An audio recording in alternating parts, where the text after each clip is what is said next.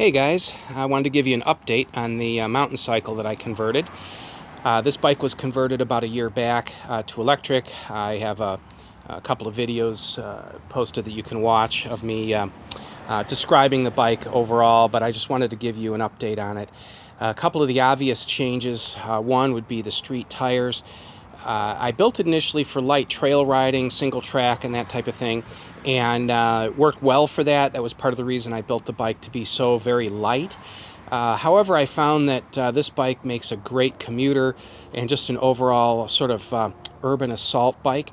So I went ahead and went to a street compound tire. Believe it or not, these tires actually grip pretty well off-road.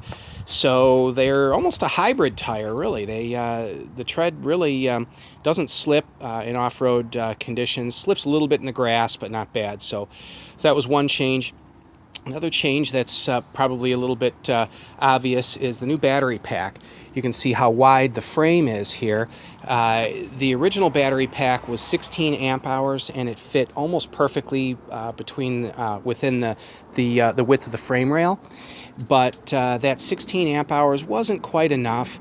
I found myself having to fully charge the pack and was running on the low voltage cutoff when I got home, and it's not good for the pack, and also it just I had no headroom for a longer ride. So this is a 24 amp hour pack, and fits in the same location. I just had to use longer spacers and screws to increase the width.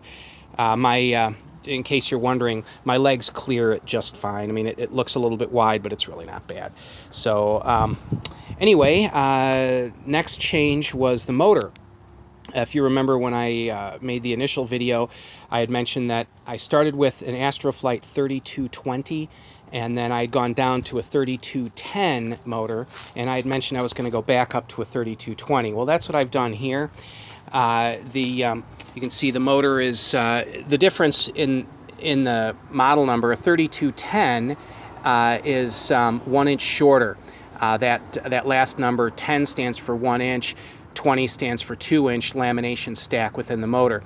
So 3210 was this long, 3220 is that long. And these motors have such a crazy amount of horsepower to them, you really don't need a 3220. But what I did in this instance is, this is a lower RPM motor. The 3210 I removed screamed up at about 13,000 RPM.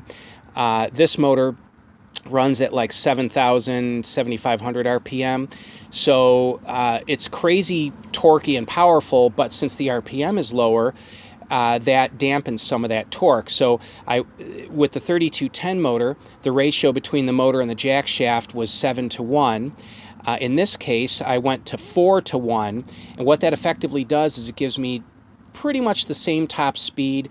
This setup is about between 1 and 2 miles an hour higher top speed, but basically nearly identical top speed. But the torque is it's smoother, it's not so peaky, and greater depth of torque. It runs quieter and smoother.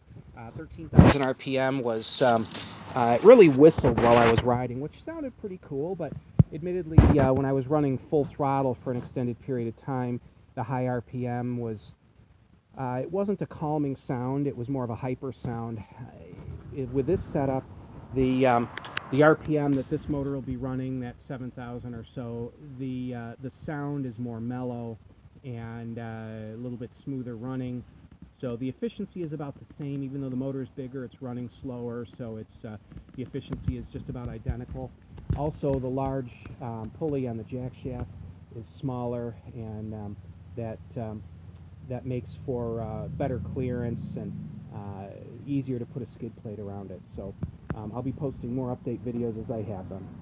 Thanks, guys.